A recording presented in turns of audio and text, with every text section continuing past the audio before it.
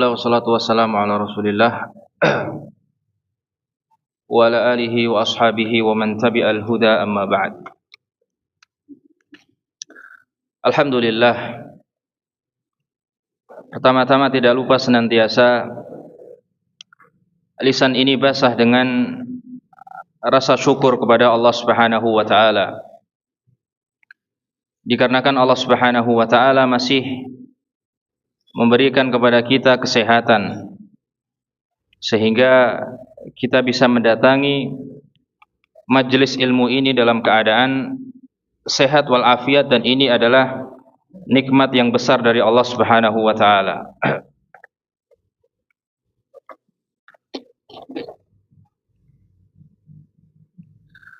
Kemudian yang kedua, jamaah sekalian rahimani wa rahimakumullah, tidak lupa salawat beserta salam senantiasa tercurahkan kepada Nabi kita yang mulia, Nabi Muhammad sallallahu alaihi wasallam.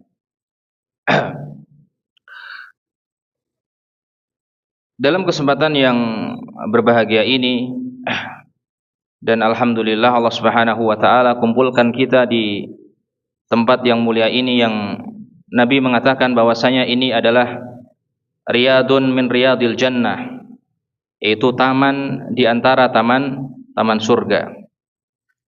Dalam hadis yang sahih, Nabi Muhammad sallallahu alaihi wasallam bersabda, jika seandainya kalian mendatangi riyad min riyadil jannah farta'u, jika seandainya kalian mendatangi taman-taman surga, maka manfaatkanlah kesempatan tersebut untuk mendapatkan kebaikan.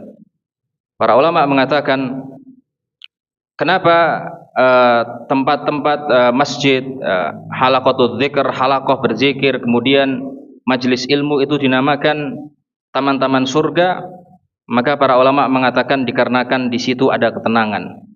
Sebagaimana kita datang ke taman, ada hijau-hijauan, ada tumbuh-tumbuhan yang sangat indah, maka itu membuat hati kita tenang. Itu juga masjid, ya. Allah Subhanahu wa taala juluki dengan riyadul jannah dikarenakan apa? Dikarenakan ketika kita mendatangi masjid kita merasakan apa? Merasakan ketenangan. Apalagi kita datang ke majelis ilmu. Dalam kesempatan yang sebelumnya jemaah, maka kita telah membahas tawassul yang diperbolehkan oleh syariat, ya. Pertemuan yang sebelumnya sebulan yang lalu, berarti sebulan yang lalu. Maka kita telah membahas tentang apa? Tentang tawassul yang diperbolehkan oleh syariat. Ada yang masih ingat? Ada berapa? Ada berapa? Ada 3. Nah, Hasan. Yang pertama yaitu seseorang bertawassul menggunakan amal saleh. Seorang berdoa, ya Allah, saya bertawassul dengan amal saleh saya bertawassul dengan sedekah saya, dengan salat saya, semoga engkau melancarkan rezeki saya, misalnya seperti itu. Maka ini diperbolehkan oleh apa? Oleh syariat, dan dalilnya sangat banyak sudah kita sebutkan dalam kesempatan yang sebelumnya. Yang kedua apa?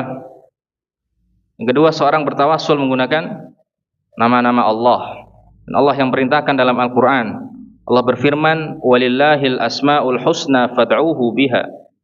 Allah Subhanahu wa taala memiliki nama-nama yang baik, fad'uuhu biha, maka berdoalah menggunakan nama-nama Allah tersebut. Ini diperbolehkan, ada dalilnya dalam Al-Qur'anul Karim. Yang ketiga, dengan doanya orang saleh yang masih hidup, ya. Harus ada tambahkan yang masih apa? Yang masih hidup. Maka ini juga diperbolehkan dalam syariat sebagaimana hadis yang sudah kita sebutkan ketika Nabi Muhammad sallallahu alaihi wasallam menyebutkan orang-orang yang masuk surga tanpa hisab, tanpa azab. Kemudian ada Uqashah bin Mihsan. Kemudian berdiri, kemudian mengatakan kepada Nabi Muhammad sallallahu alaihi wasallam, "Ya Rasulullah, ud'ullaha an yaj'alani minhum." Ya Allah, ataupun ya Rasulullah, doakanlah saya agar saya masuk golongan orang yang masuk surga tanpa hisab, tanpa azab. Ini dalil bahwasanya Uqashah meminta doa kepada orang soleh, bertawasul kepada Nabi untuk mendoakannya. Maka apa kata Nabi Muhammad sallallahu alaihi wasallam? Anta minhum. Engkau di antara golongan yang masuk surga tanpa hisab, tanpa tanpa adab. Lalu ada orang lain yang kemudian minta didoakan oleh Nabi Muhammad sallallahu alaihi wasallam, kemudian Nabi mengatakan sabaqaka biha Ukasyah. Ukasyah telah mendahuluimu. Itu apa? Bonusnya sudah apa? Sudah habis. Bonusnya sudah habis. Pada kesempatan yang mulia ini ya, flyer yang sudah disebar adalah judulnya apa?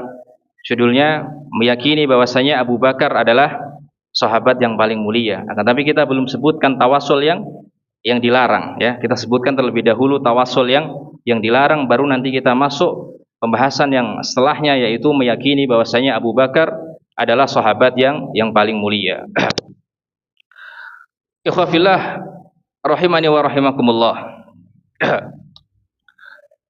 Tawasul yang dilarang, para ulama mengatakan tawasul mamnu, atau bahasa Arabnya adalah at-tawassulul mamnu, yaitu tawasul yang apa, yang dilarang. Maka para ulama mengatakan tawasul yang dilarang ini ada 3. Ya, saya ulangi, tawasul yang dilarang oleh syariat ada berapa? Ada 3.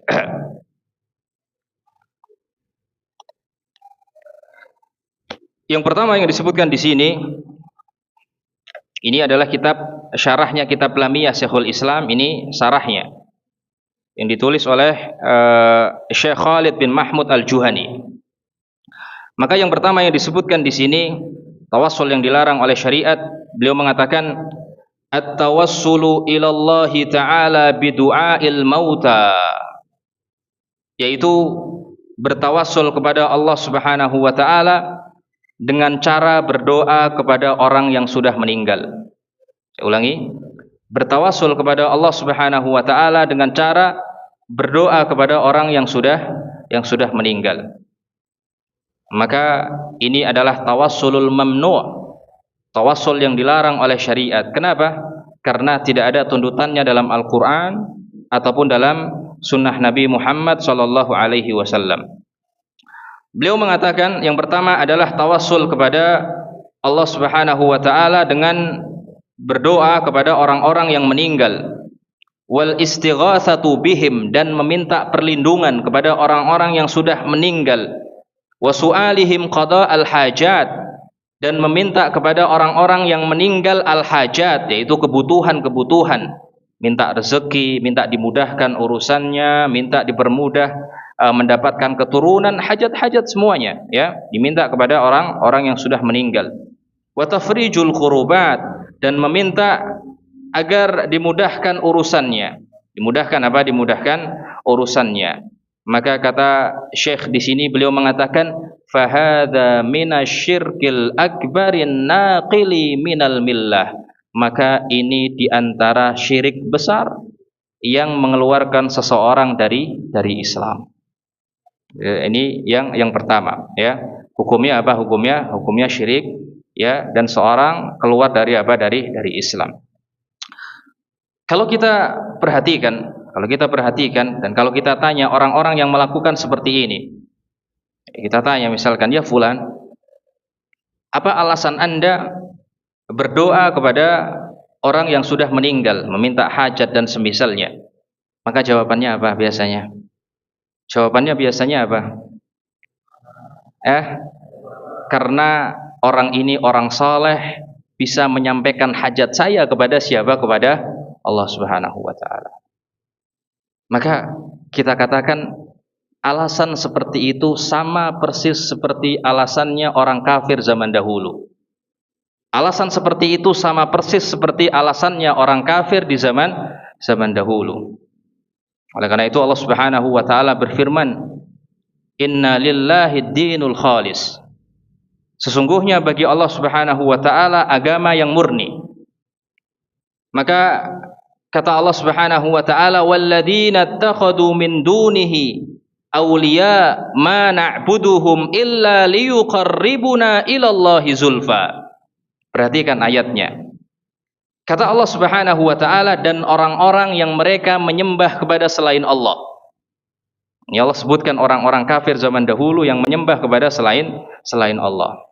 Ketika ditanya alasannya apa, kata Allah Subhanahu wa taala, mereka menjawab, ma na'buduhum, kami tidaklah menyembah mereka illa liyuqarribuna ilallahi zulfa, kecuali dalam rangka agar mereka ini mendekatkan saya kepada siapa? Kepada Allah Subhanahu wa taala. Sama atau tidak? Sama, ya. Oleh karena itu apa? Ini alasan yang Allah sebutkan dalam Al-Qur'an, alasannya orang-orang kafir zaman dahulu ketika mereka menyembah apa? Menyembah kepada selain Allah Subhanahu wa taala. Oleh karena itu jauhi yang seperti ini. Jangan sampai kita berdoa kepada orang yang sudah meninggal, meminta perlindungan, meminta dimudahkan hajatnya dan semisalnya, dan ini dilarang oleh agama karena tidak ada dalilnya dalam Al-Qur'an ataupun sunnah Nabi sallallahu alaihi wasallam, dan para ulama mengatakan hal tersebut di antara hal yang mengeluarkan orang dari keislaman. Kemudian yang kedua, jamaah sekalian rahimani wa rahimakumullah, tawassul yang dilarang oleh syariat, yang tidak ada ajarannya dalam Al-Qur'an ataupun dari sunnah Nabi Muhammad sallallahu alaihi wasallam. Beliau mengatakan at-tawassulu ilallahi bi fi'lil ibadat. Tawassul kepada Allah dengan melakukan ibadah indal kubur, di samping kuburan.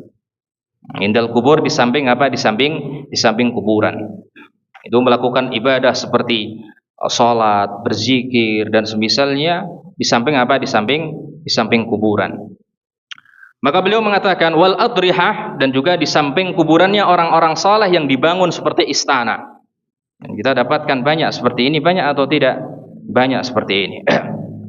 Padahal Nabi kita Muhammad sallallahu alaihi wasallam melarang untuk membangun kuburan. Dilarang oleh siapa? Oleh Nabi kita Muhammad sallallahu alaihi wasallam. Maka tawassul yang kedua ini melakukan ibadah di samping kuburan orang-orang yang saleh. Ya. Maka beliau mengatakan hukumnya setelah itu wa hadza minasyirkil asghar, hukumnya adalah syirik kecil. Jadi kalau syirik kecil keluar dari Islam atau tidak? Tidak. Ada syirik kecil, ada syirik besar. Syirik kecil tidak mengeluarkan orang dari Islam, tetapi berkurang keimanannya, ya, berkurang kualitas keimanannya karena dia melakukan dosa besar. Syirik kecil di antara dosa besar. Karena itu beliau mengatakan minasyirkil asghari al-munafi li kamalit tauhid. Ini adalah syirik yang kecil yang menafikan kesempurnaan tauhid. Maksudnya apa? Yang tadinya tauhidnya sempurna, yang tadinya keimanannya sempurna menjadi apa? Menjadi berkurang. Kemudian kata beliau rahimahullahu taala wa huwa dzari'atun mufdiyatun ila syirkil akbar. Dan itu adalah sebab yang bisa mengantarkan seseorang terjerumus ke dalam syirik besar. Orang kalau beribadah di samping kuburan sekali, dua kali, nanti lama-lama akan menganggap bahwasanya kuburan itu bisa memberikan apa? Memberikan manfaat atau bisa apa? Bisa menolak madarat. Hati-hati yang seperti ini. Karena itu apa? Ya, dikatakan oleh Syekh di sini wa hadhihi, dan sebab ini bisa mengantarkan seseorang terjerumus kepada syirik besar. Akan tapi hukumnya apa? Hukumnya syirkul asghar, syirik kecil, tidak mengeluarkan seorang dari Islam. Akan tapi ini di antara perbuatan dosa yang tidak diajarkan di dalam Islam. Yang ketiga, jamaah sekalian rahimani wa rahimakumullah. Ini yang terakhir, tawassul yang dilarang oleh syariat. Maka beliau mengatakan at-tawassulu ilallahi bijahil anbiya. Tawassul kepada Allah Subhanahu wa taala dengan jahil anbiya. Jah, apa itu jah? Al-jah itu apa? Pangkat, kedudukan, ya. Bertawassul kepada Allah dengan kedudukan para nabi, ya. Bertawassul kepada Allah dengan kedudukan para nabi. Contoh misalkan dia berdoa kepada Allah, ya Allah saya berdoa, ya, dengan perantara kedudukan Nabi Ibrahim alaihi salam yang sebagai kekasih engkau, misalkan, tolong kabulkanlah doa saya. Seperti ini bagaimana hukumnya? Maka beliau mengatakan wa hadza muharramun, ini hukumnya adalah apa? Haram. Ya, diharamkan. Kenapa diharamkan? Karena tidak diajarkan di dalam Al-Qur'an ataupun sunnah Nabi Muhammad sallallahu alaihi wasallam. Beliau mengatakan bal huwa minal bid'il muhdatsah, dan ini di antara perkara yang baru. Ini di antara perkara apa? Perkara yang baru yang tidak ada ajarannya Rasul kita Muhammad sallallahu alaihi wasallam. Li'annahu tawassulun lam yashra'hu Allah wa lam ya'dhan lahu. Karena itu adalah tawassul yang tidak disyariatkan oleh Islam, oleh Allah Subhanahu wa taala, wa lam ya'dhan bihi, dan Allah tidak mengizinkan bertawassul dengan hal tersebut. Karena itu apa? Ini hukumnya apa? Muharram. Ini diantara 3 tawassul yang dilarang di dalam syariat. Jadi yang diperbolehkan ada 3, yang dilarang juga ada berapa? Ada 3. Kita masuk pada pembahasan yang setelahnya, yang membawa kertas, ya silakan dilihat kertasnya. Kita baca perkataan Syekhul Islam Ibnu Taimiyah rahimahullahu taala dalam kitabnya. Berkata Syekhul Islam Ibnu Taimiyah rahimahullahu taala, "Wa likullihim qadrun 'ala wa fadailu, lakinnama as-siddiqu minhum afdalu." Kata Syekhul Islam Ibnu Taimiyah, "Wa likullihim qadrun 'ala wa fadailu." Maka setiap para sahabat, maka mereka itu memiliki kedudukan yang tinggi dan memiliki keutamaan masing-masing. Jadi kita harus meyakini bahwasanya para sahabat itu keutamaannya bertingkat-tingkat. Bisa dipahami di sini. Para sahabat keutamaannya bertingkat-tingkat. Akan tapi secara umum mereka adalah orang yang apa? Orang yang udul, orang yang terpercaya, orang yang baik, orang yang terpercaya, karena Allah Subhanahu wa taala sudah mentazkiyah mereka. Nah, itu artinya, ya, arti dari bait syair tersebut, setiap para sahabat memiliki kedudukan yang tinggi dan juga keutamaan-keutamaan. Apa kata Syekhul Islam setelahnya? Lakinna as-siddiqu minhum afdalu. Akan tapi Abu Bakar As-Siddiq adalah sahabat yang paling apa? Yang paling mulia, yang paling tinggi derajatnya. Dan ini keyakinan Ahlu Sunnah wal Jamaah.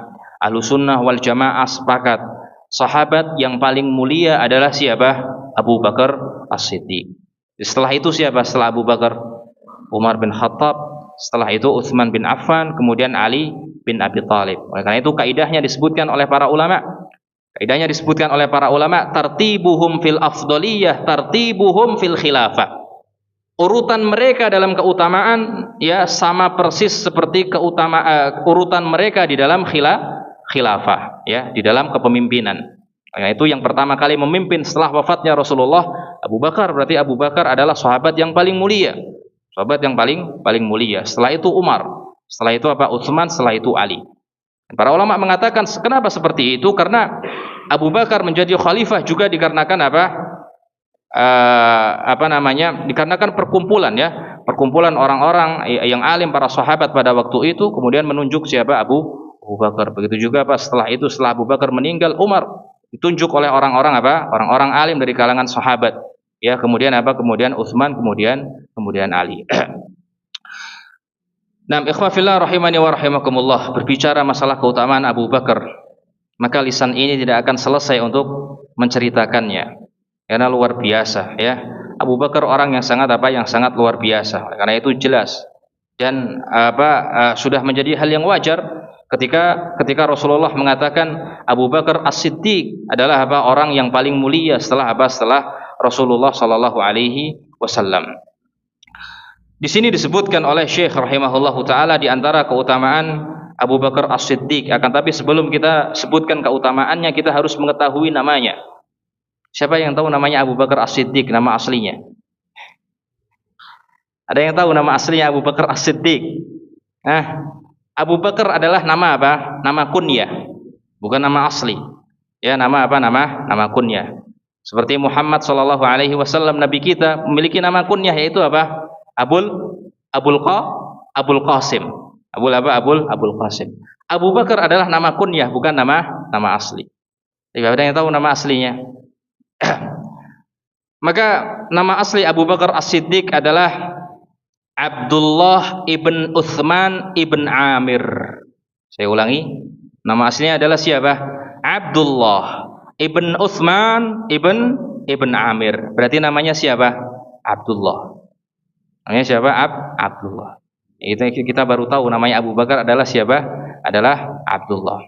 Abdullah ibn Utsman ibn Amir, ya. Bapaknya namanya Utsman, kemudian kakeknya namanya siapa? Namanya Amir, ya. Abdullah ibn Utsman ibn Amir, tambahkan satu lagi, karena orang Arab biasanya mereka kalau menyebutkan nama rubaiyah. Rubaiyah itu apa? 4 nama. Boleh sebutkan bapaknya, boleh sebutkan kakeknya, ya. Kemudian boleh sebutkan apa? Buyutnya. Karena itu, ya, orang-orang teman-teman kita, teman-teman di Yaman dulu heran sama nama-nama orang Indonesia. Ya. Siapa nama kamu misalnya? Siapa nama kamu siapa? Misalkan nama saya Sutrisno. Fakot, itu saja nama kamu katanya. Iya, itu saja.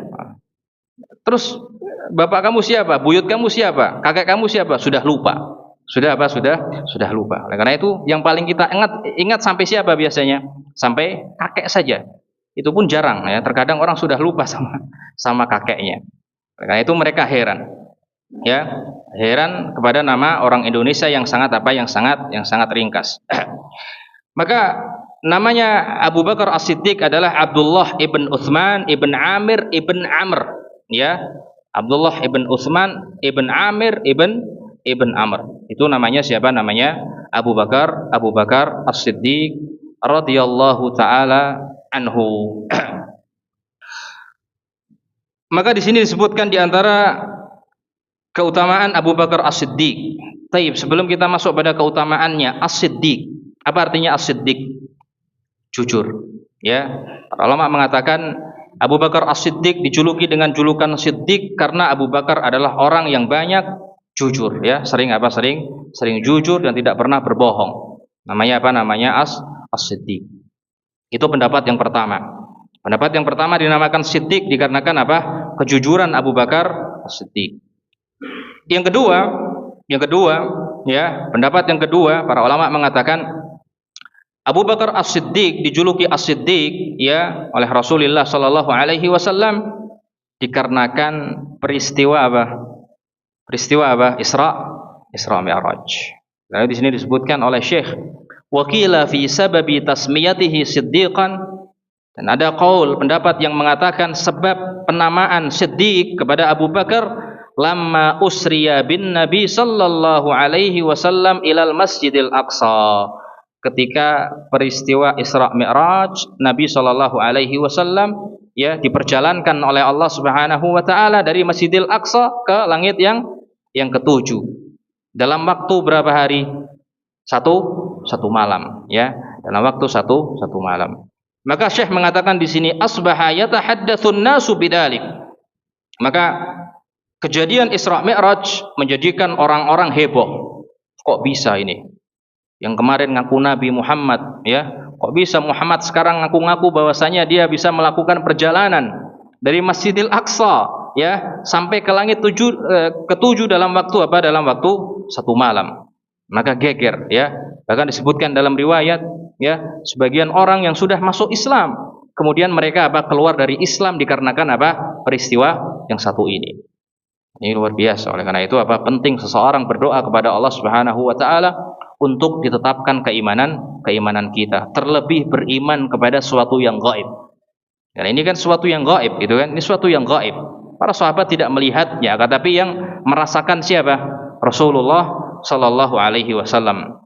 Karena itu para ulama mengatakan tingkat paling tinggi keimanan seseorang ketika seseorang itu beriman kepada suatu yang gaib. Kalau beriman kepada suatu yang nampak, semua orang bisa melakukannya, gitu kan? Karena itu kalau seandainya surga Allah tampakkan depan mata kita, mungkin kita akan melakukan sholat setiap hari 1000 rakaat, gitu kan? Surga di depan mata kita, gitu. Kita melihatnya. Nah, tapi itulah ujian keimanan. Ujian keimanan adalah seorang ketika memang benar-benar beriman kepada sesuatu yang gaib. Karena itu Allah Subhanahu wa taala puji orang-orang yang beriman kepada suatu yang gaib dalam Al-Qur'an, ya. Bahkan ayat yang awal surat Al-Baqarah, Alif Lam Mim Dzalikal Kitabu La Raiba Fihi Hudal lil Muttaqin Alladzina Yu'minuna bil Ghaib. Kata Allah Subhanahu wa taala, Dzalikal Kitabu La Raiba Fihi. Al-Qur'an adalah kitab yang tidak ada keraguan. Hudal lil Muttaqin. Al-Qur'an adalah petunjuk bagi orang-orang yang bertakwa.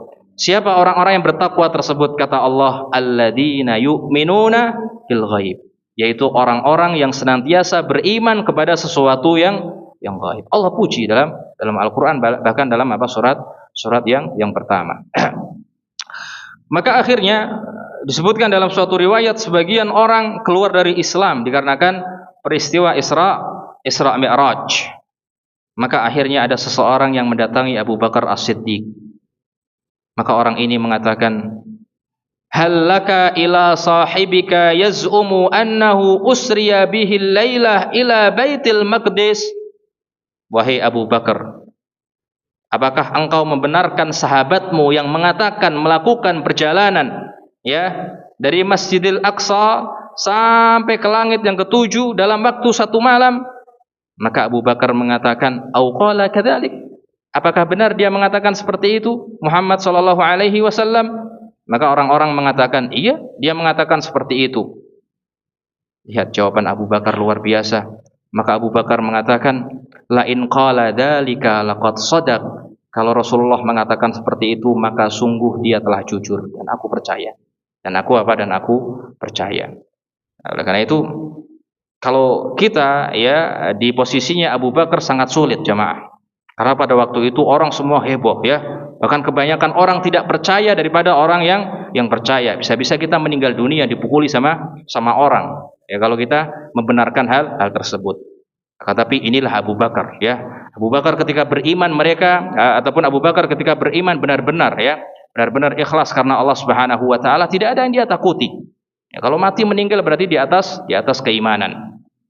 Maka Abu Bakar mengatakan perkataan yang setelahnya, dan ini luar biasa juga perkataannya. Beliau mengatakan, qalu au tusaddiquhu annahu, faqala na'am inni la usaddiquhu fima huwa ab'adu min dzalik. Bahkan Abu Bakar, bahkan aku itu percaya kalau seandainya Rasulullah mengatakan sesuatu yang lebih mustahil dari itu. Jadi pahami di sini. Bahkan jika seandainya Rasulullah mengatakan saya melakukan perjalanan dari Baitul Maqdis misalkan sampai langit yang ketujuh 1 detik, itu Abu Bakar akan percaya. Ini keimanan yang sangat luar biasa dari siapa? Dari Abu Bakar. Bahkan aku percaya meskipun dia mengatakan sesuatu yang lebih jauh dari dari nalar kita, lebih jauh dari dari nalar kita. Oleh karena itu setelah itu Abu Bakar dijuluki dengan Abu Bakar As-Siddiq As-Siddiq. Ini pendapat yang kedua, dikarenakan dikarenakan peristiwa Isra Mi'raj. Berbicara masalah keutamaan Abu Bakar As-Siddiq, maka cukuplah menjadi keutamaan Al-Qur'an banyak sekali berbicara tentang Abu Bakar As-Siddiq. Karena itu luar biasa, orang yang dibicarakan oleh Allah dalam Al-Qur'an dibicarakan dalam hal kebaikan, diantaranya siapa? Abu Bakar As-Siddiq. Allah berfirman dalam Al-Qur'an, wasayujannabuhal atqa. Orang-orang ataupun orang yang bertakwa, atqa artinya orang yang bertakwa. Orang yang bertakwa akan menjauhi larangan Allah Subhanahu wa taala. Orang yang bertakwa akan menjauhi neraka Allah Subhanahu wa taala dengan melakukan amalan-amalannya. Maka para ulama mufassirin, bahkan kebanyakan mufassirin ahlu tafsir mengatakan yang dimaksud orang yang bertakwa di sini adalah siapa? Abu Bakar As-Siddiq.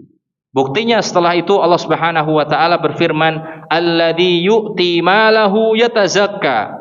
Orang tersebut mendatangkan hartanya untuk mensucikan dirinya. Maksudnya apa? Abu Bakar adalah orang yang suka bersedekah di jalan Allah Subhanahu wa taala untuk membersihkan hati dan juga dirinya. Para ulama tafsir, kebanyakan ulama tafsir mengatakan ayat ini yang dimaksud kepada siapa? Kepada Abu Bakar. Ini keutamaan yang sangat luar biasa.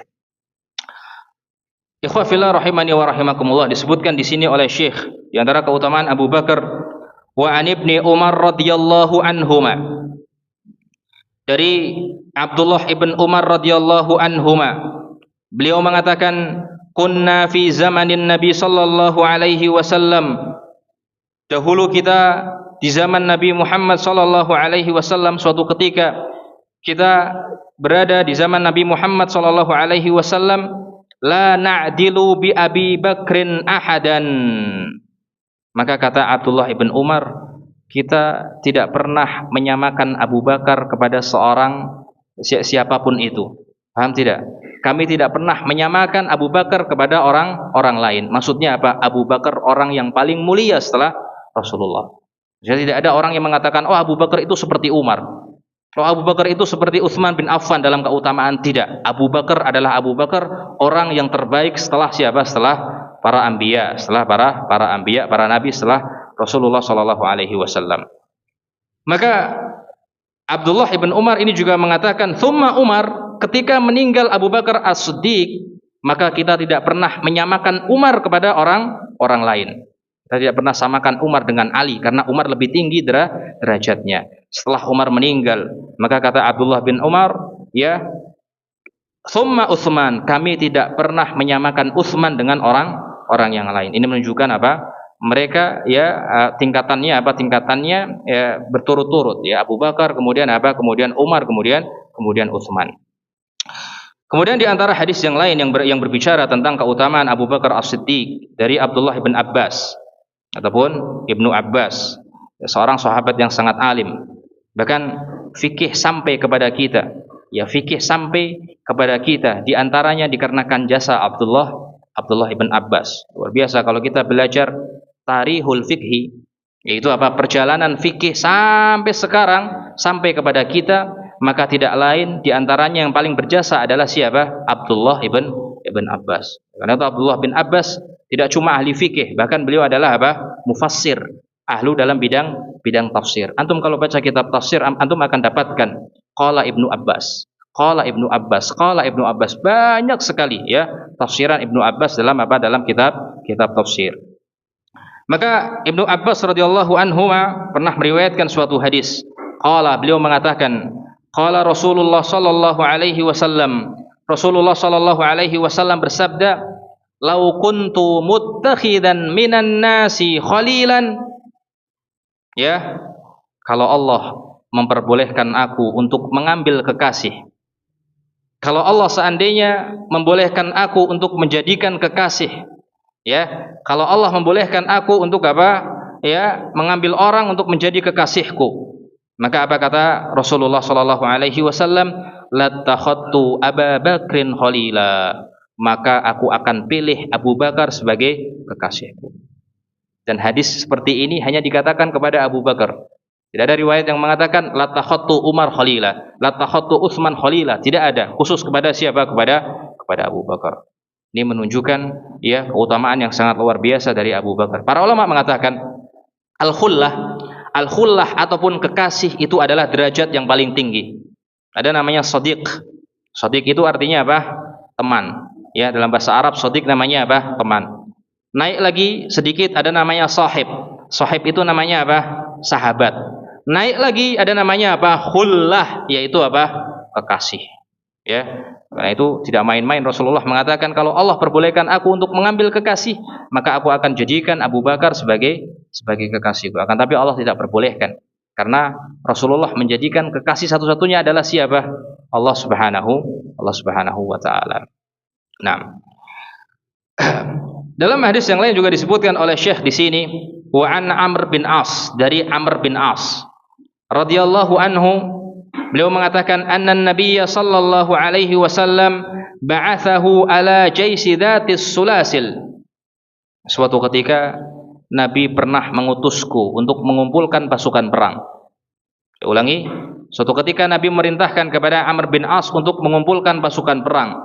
Fa'ataituhu, maka aku datang kepada Nabi Muhammad sallallahu alaihi wasallam faqultu, maka aku katakan kepada Nabi Muhammad sallallahu alaihi wasallam, ayyun nasi ahabbu ilaika, manusia mana yang ataupun siapa manusia yang paling engkau cintai ya Rasulullah? Maka Rasulullah mengatakan Aisyah, ya, manusia yang paling aku cintai yaitu siapa? Aisyah radhiyallahu taala anha. Maka Abdullah bin Amr bin As mengatakan faqultu minar rijal, yang aku maksud adalah dari kalangan laki-laki ya Rasulullah. Maka Rasulullah mengatakan abuha, yaitu siapa? Bapaknya. Ya, bapaknya yaitu siapa? Abu Bakar As-Siddiq. Cukuplah menjadi keutamaan ketika Abu Bakar As-Siddiq menjadi mertuanya siapa? Orang yang paling terbaik di muka bumi ini. Ya, ketika orang-orang ya berebut ya ataupun berlomba-lomba untuk menjadi mertuanya Nabi Muhammad sallallahu alaihi wasallam, untuk menikahkan anaknya kepada Nabi Muhammad sallallahu alaihi wasallam, maka Abu Bakar telah mendahuluinya. Abu Bakar telah apa? Telah mendahuluinya, dan Abu Bakar menikahkan Aisyah dengan siapa? Dengan Nabi kita Muhammad sallallahu alaihi wasallam. Di antara keutamaan yang lain ya, keutamaan Abu Bakar As-Siddiq radhiyallahu taala anhu.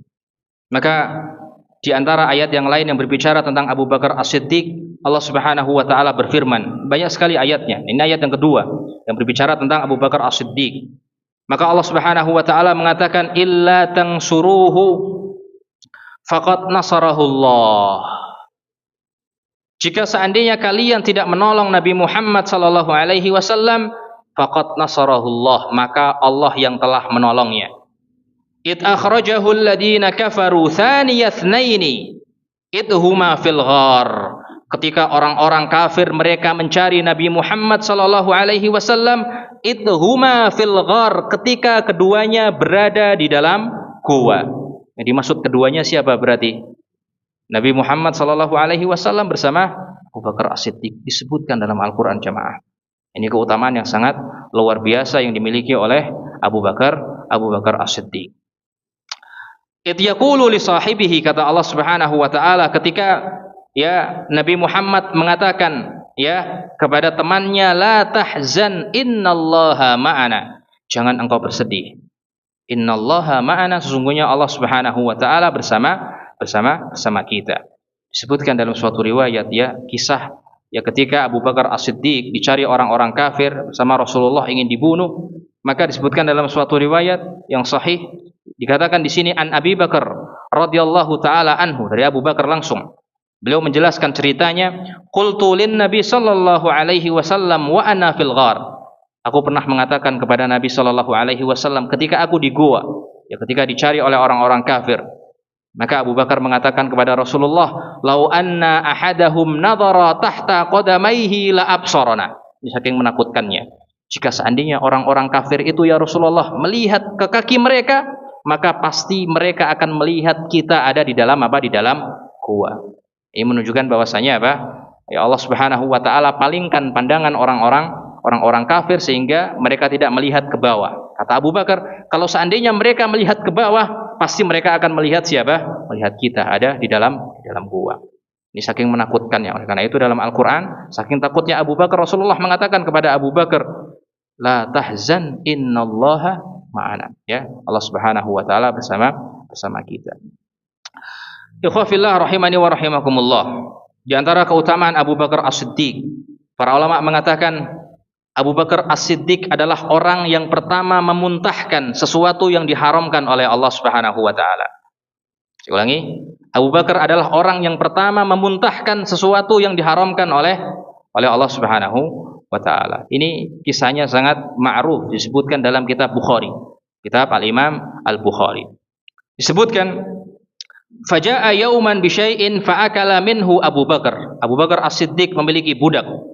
Ya, dan budaknya Abu Bakar As-Siddiq ya di antara kesehariannya bekerja. Kemudian setelah bekerja nanti uangnya diberikan kepada siapa? Abu Bakar As-Siddiq. Maka disebutkan di sini fa'akala minhu Abu Bakar, ya, faqala lahu al-hulam atadri ma hada. Maka suatu ketika budaknya ini memberikan makanan kepada siapa? Kepada Abu Bakar As-Siddiq. Abu Bakar mengira ini adalah hasil kerjanya, kan gitu, ya kan? Budak bekerja berarti kan mendapatkan uang, dibelikan makanan, dikasihkan kepada Abu Bakar. Abu Bakar mengira bahwasanya ini apa? Ini hasil kerja budaknya. Maka budaknya mengatakan kepada Abu Bakar, atadri ma hadza? Abu Bakar, kamu tahu tidak yang kamu makan itu makanan apa? Ya, kamu tahu tidak yang kamu makan itu makanan apa? Maka Abu Bakar mengatakan, wa ma huwa? Saya tidak tahu. Makanan itu makanan apa? Maka orang ini mengatakan, kuntu takahantu li insanin fil jahiliyah wa ma ahsanal kahana illa anni khada'tuhu falakiyani fa'atani bidzalik. Ya, aku ya pernah melakukan praktek perdukunan. Budaknya pernah melakukan praktek apa? Praktek perdukunan. Akan tapi saya tidak benar-benar menjadi dukun, wahai Abu Bakar. Saya cuma membohongi apa? Manusia.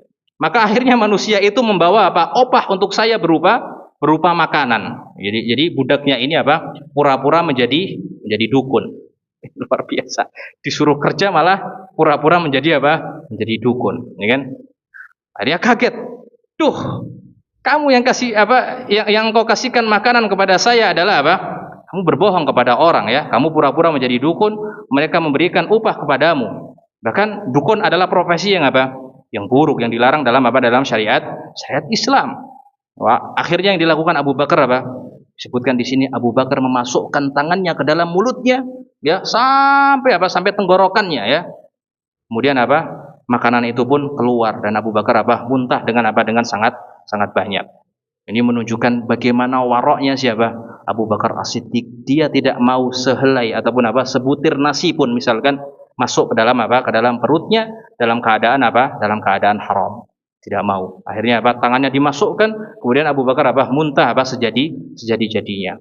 Ini menunjukkan para ulama kemudian mengatakan orang yang pertama kali memuntahkan keharaman di dalam mulutnya adalah siapa? Abu Bakar As-Siddiq. Takut kepada Allah Subhanahu wa taala. Azan. Kita ya jeda dulu azan, setelah itu kita lanjutkan.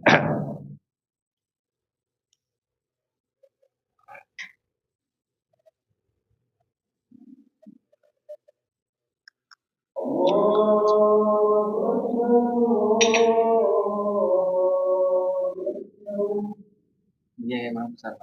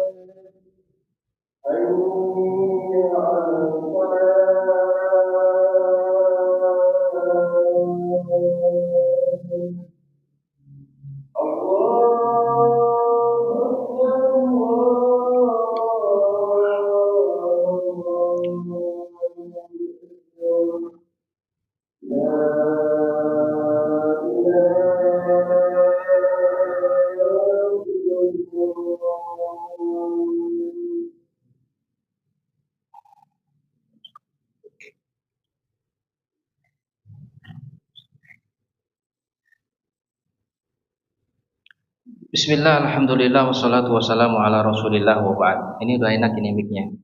Bisa harus ngotot-ngotot dulu. Kita lanjutkan jamaah sekalian rahimakumullah. Di antara dalil yang menunjukkan Abu Bakar As-Siddiq adalah orang yang mulia di sisi Rasulullah sallallahu alaihi wasallam. Bahkan orang yang terbaik setelah Rasulullah sallallahu alaihi wasallam adalah kisah yang sangat terkenal juga, yaitu kisah percecokan antara Abu Bakar As-Siddiq dan Umar bin Khattab. Ya, pernah suatu ketika Abu Bakar As-Siddiq cekcok sama siapa? Umar bin Khattab. Manusia, ya, manusia kadang cekcok, kadang damai, kadang cekcok lagi, kadang damai. Yang penting kita memiliki hati yang memaafkan.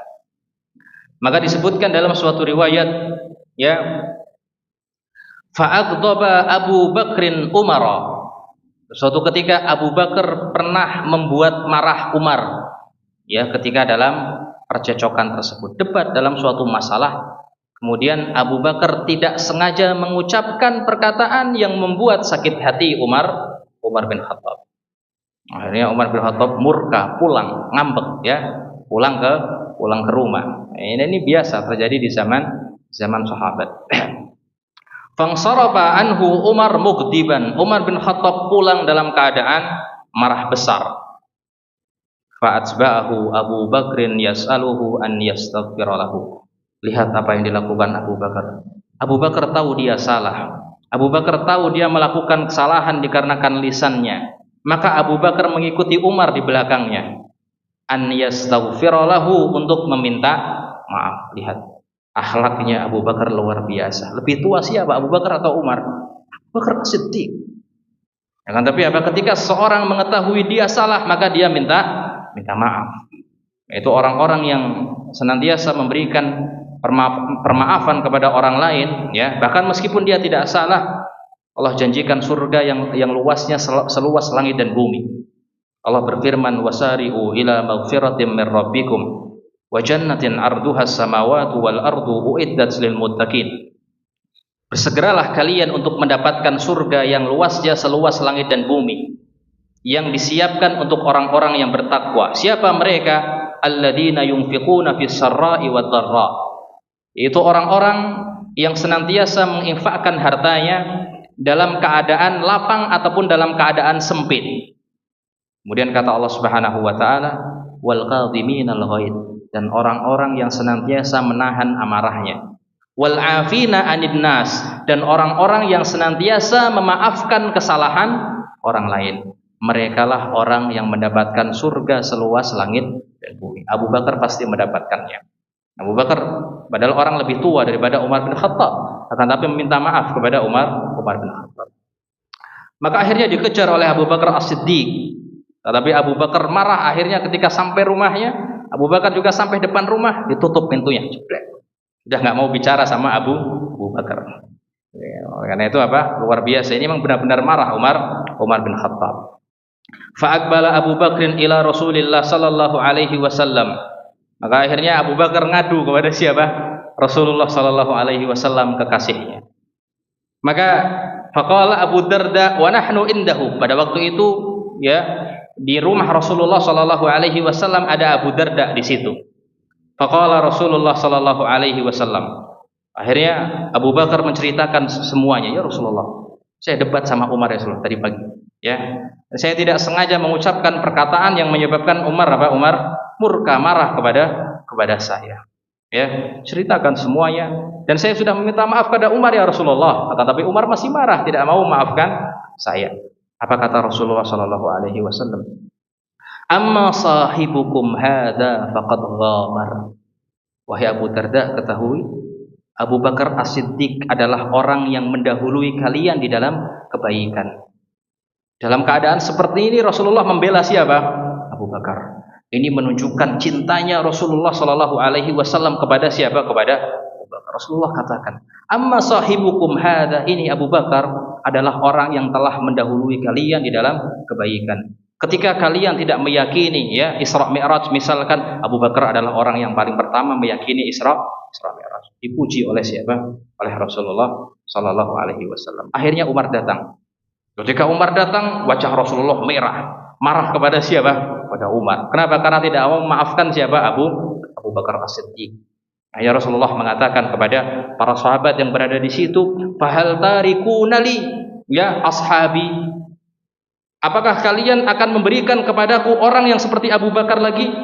Seakan-akan kalau seandainya sudah tidak ada Abu Bakar, tidak ada orang yang seperti Abu Bakar. Marah Rasulullah kepada Umar. Ya, akhirnya apa? Akhirnya ya Umar dan Abu Bakar akhirnya berdamai. Ini menunjukkan, ya, Rasulullah sallallahu alaihi wasallam sangat cinta kepada siapa? Abu Bakar As-Siddiq.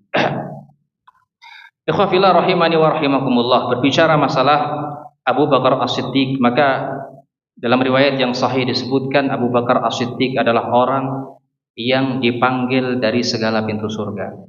Maka cukuplah itu menjadi keutamaan, ya, untuk kita yakini bahwasanya Abu Bakar As-Siddiq adalah sahabat yang paling mulia. Dalam riwayat yang sahih, hadis yang sahih, Rasulullah sallallahu alaihi wasallam bersabda, "Man anfaqa zawjaini fi sabilillah nudiya fi babil jannah." Ya, Barang siapa yang menginfakkan dua harta yang satu jenis, zaujaini. Di sini lafadznya disebutkan man anfaqa zaujaini. Zauj artinya apa? Kalau kita letterlekkan dan kita tidak membaca sarahnya para ulama, kita akan salah kaprah. Nah, kita akan terjemahkan barang siapa yang menginfakkan istrinya.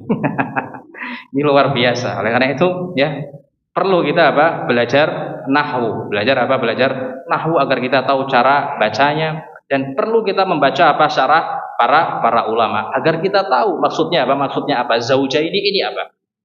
Maka Syekh bin Baz rahimahullahu taala ketika menafsirkan ataupun menjelaskan hadis ini, yang dimaksud zaujaini adalah dua barang dalam satu jenis. Menginfakkan dua barang, dua sesuatu yang satu jenis. Contoh misalkan saya punya sapi. Dia punya barang jenisnya sapi. Maka saya infakkan dua sapi saya. Maka ini masuk dalam hadis ini. Saya punya mobil, saya infakkan dua mobil saya. Berarti ini masuk dalam hadis ini. Bisa dipahami tidak? Satu jenis barang, dua barang akan tapi satu jenis.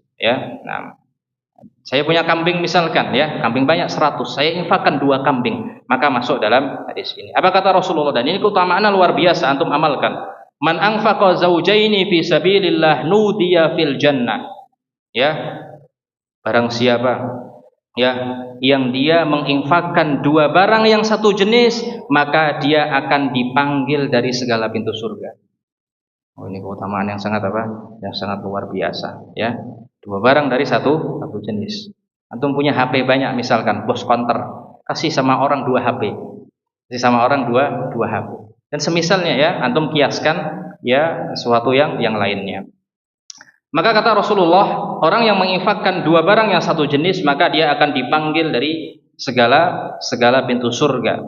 Maka akan dikatakan kepada dia, ya Abdullah khair, wahai hamba Allah Subhanahu wa taala, yang engkau lakukan adalah kebaikan. Faman kana min ahli shalah, kalau orang di dunia menjadi ahlu salat, nudiya min babis shalah, maka dia akan dipanggil dari pintu salat. Orang-orang ahli salat, salat fardu ataupun salat sunnah. Maka kalau di akhirat, tafadhol masuk di pintu pintu salat. Ini luar biasa di antara keutamaan orang yang senantiasa melanggengkan salatnya. Terlebih-lebih salat salat sunnah. Terlebih-lebih salat sunnah kalau bisa kita melakukannya. Maka kata Rasulullah sallallahu alaihi wasallam, "Wa man kana min ahlil jihad." Kalau orang ahli jihad ketika di dunia, du'iya min babil jihad, maka dia akan dipanggil dari pintu jihad. Ada pintu di akhirat, di surga nanti tulisannya babul jihad. Yang masuk lewat situ adalah orang-orang mujahidin, yang berperang di jalan Allah Subhanahu wa taala, pahlawan-pahlawan Islam. Kata Rasulullah Muhammad sallallahu alaihi wasallam, "Wa man kana min ahli shadaqah." Kalau orang tersebut ahli sedekah, du'iya min babis sedekah, maka dia akan dipanggil dari pintu sedekah. Ada pintu namanya sedekah, orang-orang yang dermawan, dan dia menginfakkan hartanya ikhlas karena Allah Subhanahu wa taala, maka dia akan masuk dari pintu pintu sedekah. Dan orang selain ahlu sedekah tidak bisa masuk dari pintu tersebut. Maka kata Rasulullah Muhammad sallallahu alaihi wasallam, "Wa man kana min ahli siyam." Kalau orang dia ahlu puasa ketika di dunia, du'iya min babir rayyan.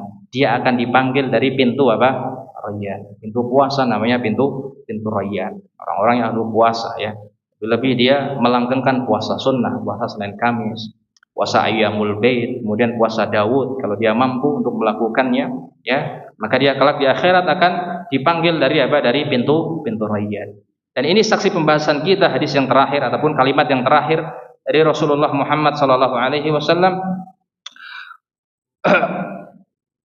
Qala Abu Bakar As-Siddiq, maka ketika Abu Bakar mendengar hadis itu dari Rasulullah sallallahu alaihi wasallam, Abu Bakar bertanya kepada Rasulullah, "Ya Rasulullah, ma ala ahadin yud'a min tilkal abwab?" Ada tidak orang yang dipanggil dari semua pintu ya Rasulullah?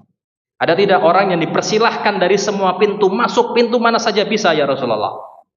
Maka Rasulullah sallallahu alaihi wasallam mengatakan, "Na'am, iya. Ada orang yang dipanggil dari semua pintu." Dan Rasulullah mengatakan apa? arju an takuna minhum. Aku berharap Abu Bakar engkau yang dipanggil dari semua. Ini doa tidak? Ini doa dari siapa? Rasulullah. Lisan yang lisannya mustajab. Lisan dari seseorang yang tidak pernah melakukan dosa. Lisan dari orang terbaik di muka bumi ini yang didoakan Abu Bakar As-Siddiq. Maka tentu doanya adalah doa yang mustajab. Maka Ahlussunnah meyakini bahwasanya kelak orang yang dipanggil di antara orang yang dipanggil dari segala pintu surga adalah siapa? Abu Bakar As-Siddiq radhiyallahu taala anhu. Nah, itu luar biasa keutamaan Abu Bakar As-Siddiq. Yang terakhir jamaah sekalian rahimani wa rahimakumullah. Dan kita tutup ya keutamaan Abu Bakar As-Siddiq dengan hadis ini. Abu Bakar As-Siddiq dikenal dengan orang yang senantiasa bersegera di dalam melakukan kebaikan. Bahkan Abu Bakar As-Siddiq dalam satu hari bisa mengumpulkan kebaikan-kebaikan yang sangat banyak. Disebutkan dalam hadis yang sahih dalam Sahih Muslim. Nabi Muhammad SAW suatu ketika berkumpul di hadapan para sahabat, kemudian mengatakan kepada para sahabat, "Man asbaha minkum al-yauma sha'iman." Hari ini siapa yang puasa? Maka qala Abu Bakar anak. Yang mengatakan siapa? Abu Bakar, saya ya Rasulullah yang puasa. Qala faman tabi'a minkumul yaumal janais. Hari ini siapa yang melayat orang meninggal dunia? Maka siapa yang ngacung? Abu Bakar As-Siddiq, ana ya Rasulullah. Rasulullah kemudian bertanya lagi, faman at'ama minkumul yauma miskinan. Hari ini siapa yang bersedekah memberi makan kepada orang miskin? Siapa yang ngacung? Abu Bakar As-Siddiq. Ya, kemudian Rasulullah mengatakan yang terakhir, faman ada minkumul yauma maridun. Siapa hari ini yang menjenguk orang sakit? Siapa yang ngacung? Abu Bakar As-Siddiq, saya ya Rasulullah. Maka kata Rasulullah Muhammad sallallahu alaihi wasallam, majtama'na fimri'in illa dakhalal jannah. Tidaklah orang mengumpulkan kebaikan-kebaikan yang aku sebutkan ini kecuali orang tersebut akan dijamin masuk surga. Luar biasa, satu hari Abu Bakar melakukan puasa, melakukan sedekah, kemudian mengunjungi orang sakit, menjenguk orang sakit, kemudian mengantarkan jenazah. Ini luar biasa. Kalau bisa kita lakukan seperti ini. Orang sakit sangat banyak di rumah sakit. Anda mengunjungi saya meskipun tidak kenal. Pak, saya mengamalkan hadis Rasulullah. Saya memang tidak kenal Anda, Pak, tapi ya Pak, saya ingin mengamalkan hadis Rasulullah. Kasih, berikan apa? Berikan jeruk, kemudian doakan. Semoga Allah menyembuhkan. Bisa nggak kita lakukan seperti ini? Bisa. Orang sakit sangat banyak. Bahkan kalau kita mau melakukan setiap hari 10 kali orang sakit juga bisa kita lakukan. Setiap hari juga ada orang yang meninggal, tidak? Ada. Meskipun jauh tempatnya. Bisa jadi sekarang di Petarukan tidak ada, tapi di Wiradesa ada. Antum datang. Antum datang untuk mengamalkan hadis Rasulullah Sallallahu Alaihi Wasallam. Kalau puasa jelas gampang. Antum bisa melakukan puasa ya setiap harinya juga bisa antum lakukan ya. Kemudian ya tadi memberi makan orang miskin gampang atau tidak? Gampang, orang miskin sangat banyak ya. Orang miskin sangat banyak. Terlebih-lebih thalibul ilm ya, penuntut ilmu, mereka orang yang paling membutuhkan membutuhkan bantuan dari para muslim. Banyak sekali antum datang ke pondok, pulang saya berikan kepada engkau ini untuk mengamalkan hadis Rasulullah sallallahu alaihi wasallam. Ya Bapak ya, setiap hari seperti itu luar biasa. Luar biasa amalan kebaikan kita ketika di akhirat. Akan tapi semampunya. Kalau tidak mampu ya tidak mengapa. Oleh karena itu ketaatan itu dikaitkan oleh Allah Subhanahu wa taala ketika seorang tersebut mampu. Karena itu Rasulullah mengatakan fattaqullaha mastata'tum. Bertakwalah kalian kepada Allah Subhanahu wa taala semampu kalian. Tapi kalau larangan, tinggalkan semampunya atau tidak? Larangan tinggalkan semampunya atau tidak? Oh tidak. Larangan harus tinggalkan. Tidak ada rukhsah di situ. Ustaz, saya belum bisa meninggalkan khamr misalkan, karena khamr itu enak sekali Ustaz. Tidak ada rukhsah bagi kamu, Rasulullah suruh kamu tinggalkan. Ya. Karena itu kalau larangan tidak ada rukhsah untuk meninggalkan. Ya. Ustaz, saya tidak bisa meninggalkan zina. Tolonglah, biasanya saya zina sehari sama 3 orang. Allah, saya kasih rukhsah, saya hari ini mau sama 1 orang saja Ustaz. Tidak ada larang, tidak ada rukhsah di situ. Rasulullah katakan tinggalkan ya. Karena itu dalam kaidah Islam larangan tidak ada rukhsah untuk ditinggalkan sedikit demi sedikit, akan tapi harus ditinggalkan dengan seluruhnya. Karena kita tidak tahu kapan ya waktu kematian kita, ya atau tidak. Kalau kita mengatakan, ya Allah, ataupun Ustaz, saya ingin meninggalkan minum khamar yang tadinya saya 2 gelas, saya 1 gelas saja Ustaz. Nah kita katakan, kamu tahu tidak waktu kematian kamu? Tidak ada yang tahu. Bagaimana kalau seandainya engkau menengguk khamr tersebut kemudian engkau meninggal dunia. Nah, oleh karena itu apa? Tidak ada yang tahu kematian kita. Oleh karena itu larangan ditinggalkan dengan apa? Dengan sempurna, tidak ada apa? Tidak ada rukhsah sedikit demi. Akan tapi kalau ketaatan antum melakukan semampunya. Aku lu qouli hada. Kita cukupkan kajian kita pada malam hari ini, semoga bisa memberikan manfaat bagi kita semua, terlebih pada diri saya pribadi. Subhanakallahumma wa bihamdik asyhadu an la ilaha illa anta astaghfiruka wa atubu ilaik. Assalamualaikum warahmatullahi wabarakatuh.